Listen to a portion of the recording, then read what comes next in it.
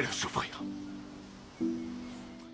Qui n'a jamais été contrarié, qui n'a jamais été blessé par un être cher, qui n'a jamais été trahi par un proche. Bien sûr, tout le monde a déjà été contrarié.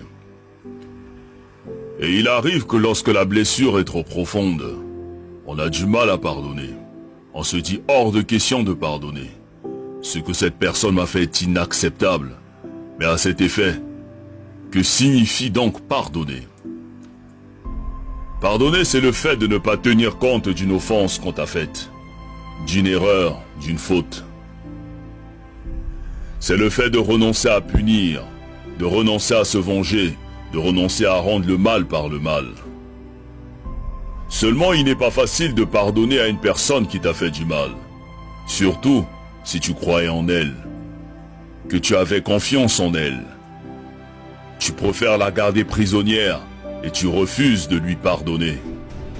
Le souci est que lorsque nous refusons de pardonner, nous nous constituons nous-mêmes comme étant prisonniers. Et on commence à développer la haine, à développer l'amertume, à cultiver la jalousie et à cultiver la rancune. Et pourtant tous nous souhaitons que Dieu nous pardonne. Pour nos erreurs, nos offenses, nos imperfections et nos failles. Mais nous refusons de pardonner les fautes des autres, comme si nous n'avons jamais fait du mal à personne, comme si nous étions irréprochables. Qui donc peut oser dire qu'il n'a jamais fait du mal? Qui est parfait? Qui n'a jamais commis d'erreur? Qui n'a jamais fait le moindre mal? On souhaite tous que Dieu nous pardonne pour nos bêtises, mais on refuse de pardonner les fautes des autres, on refuse de leur accorder notre pardon. Et nous sommes toujours les premiers à aller à l'église, à aller à la mosquée, alors que dans nos cœurs nous avons des gens qu'on a constitués comme prisonniers. Mais jusqu'à quand allons-nous porter ces fardeaux?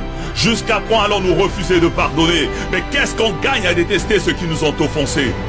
Parce que celui qui pardonne est celui qui a décidé d'avancer. Celui qui pardonne est celui qui a décidé de se libérer. Celui qui pardonne a fait le choix de donner un cadeau à quelqu'un même s'il ne le mérite pas. Parce que la rancune est une lourde pierre que celui qui pardonne n'a pas envie de transporter. Quand tu décides de pardonner, tu le fais d'abord pour toi-même. Tu le fais pour avoir la paix. Tu le fais pour avoir la tranquillité. Tu le fais pour être libre. Parce que celui qui refuse de pardonner est un meurtrier qui s'ignore. Pardonner, ce n'est pas oublier, ni cesser d'aimer, mais c'est se libérer d'un fardeau, c'est se soigner, c'est relever la tête, c'est prendre son chemin avec le sourire pour avoir un meilleur lendemain. Pardonnons à toutes ces personnes qui nous ont blessés. Pardonnons pour que le Tout-Puissant à son tour puisse nous pardonner.